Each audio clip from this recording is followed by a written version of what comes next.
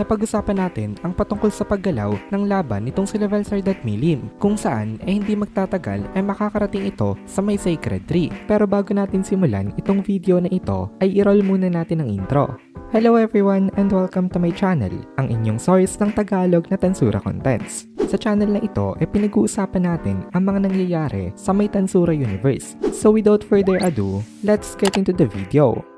Nagka-upload nga pala ng solo leveling contents ang Anime Fan Narrations na owned rin ng Anime Kohai. So kung interested kayong manood ng mga contents ng solo leveling ay pwede nyong i-check yung link sa my description. So itong si Benimaru at Zoe nga ang aalis para tumulong sa may Saryon nang bigla nagsalita itong si Leon Cromwell. Sabi nito sasama rin daw siya sa kanila. Mukhang kakagaling lang nitong si Leon at ini-announce niya na agad na sasali daw siya sa may battle. Tapos hindi lang itong si Leon Cromwell ang nagsalita dito, pati itong si Kagali. Sabi ni Kagali siya rin daw ay sasama kasi meron daw siyang unspeakable grudge laban kay Jahil. Maging itong si Kagali talagang determinado na ipaghiganti itong sila Yuki. Kasama niya ngayon sa may likod niya itong si Tyr, kaya pati si Tyr nagsalita rin. Sabi niya bubugbugin niya daw itong si Jahil dahil daw sa ginawa nito kay Footman. Gagawin niya daw ang pinakang best niya para palayain sa kamay nito itong kanyang kaibigan. Since dedicated nga itong mga ito walang dahilan para mag-refuse itong si Benimaru. Tsaka hindi naman nila responsibility na i-defend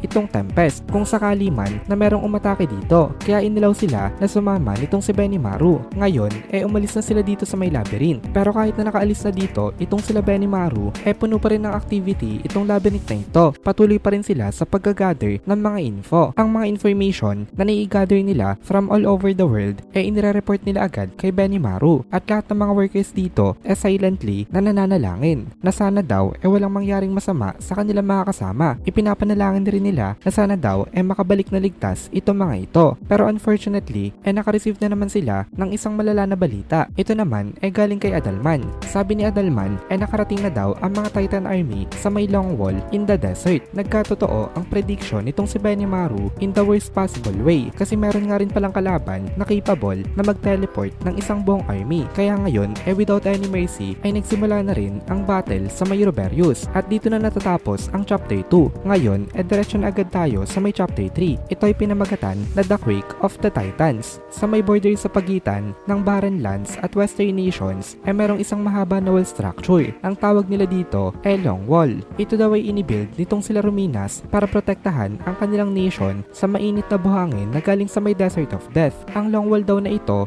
considered as sacred kasi protected rin ito ng isang special na barrier which is a magical repellent na barrier. At dahil dito wala nakakapasok na monsters. Ang main goal talaga nitong barrier na ito ang protektahan ang mga human beings. Effective naman itong barrier na ito. Pero syempre minsan meron pa rin mga monster na nakakalusot dito dahil dumadaan ito sa edges nitong barrier. Pero since ang mga desert people naman mga monster hunters hindi yun naging ganong kalaki na problema. Tsaka pinapatrol ng mga Holy Knights itong Long Wall na ito para i-make sure na ligtas ang mga nakatira sa may loob na tao. At tuwing meron sila nakikita na crack sa may wall or sa barrier agad nila itong inaayos. Kaya mataas ang confidence ng mga tao sa kanilang Long Wall. Naniniwala sila na ito ang poprotekta sa kanila laban sa mga possible na panganib. Pero unfortunately hindi nila alam na after 2,000 years of protection ngayon pa sila i-fail nitong kanilang Long Wall. Sa taas nitong Long Wall na ito merong isang skeleton na nakasuot ng sacred vestments. Ito ay walang iba kung hindi itong si Adalman. Itong si Adalman ang una nakadetect ng distortion sa kanilang space. At immediately after that biglang merong large scale na teleportation. Nag-teleport nga dito ang Army of the Titans. Napasabi na lang itong si Adalman dito na nangyari daw ang prediction nitong kanyang god. Nag-teleport daw talaga ang mga enemies. Imbis na matakot itong si Adalman masaya pa siya. Kasi nga nagkatotoo ang sinabi nitong si Rimuru which is god nga ang tingin niya dito. Imbis na ma-feel threatened excited pa itong si Adalman na makipaglaban. Ini-alert agad nitong si Adalman ang kanilang mga kasama patungkol sa may nangyari at naghanda na silang lahat para sa isang malawakang battle. Ngayon tingnan naman natin ang perspective nitong mga giants. Kumbinsido itong mga giants na ito na gumana itong kanilang surprise attack. Naniniwala sila na magpapanik itong mga nandito once na nakita nila na nag-teleport nga ang giant army sa may tabi ng border. Kasi ang iniisip nga daw nitong mga nandito several days pa ang dadaan bago sila dito makarating. Pero dahil nga sa ability nitong si Mai Furuki instantly sila na nakadikit sa mga kalaban. Sinadya pala nitong sila Dagrawell na ipakita kina Rominas na sila nga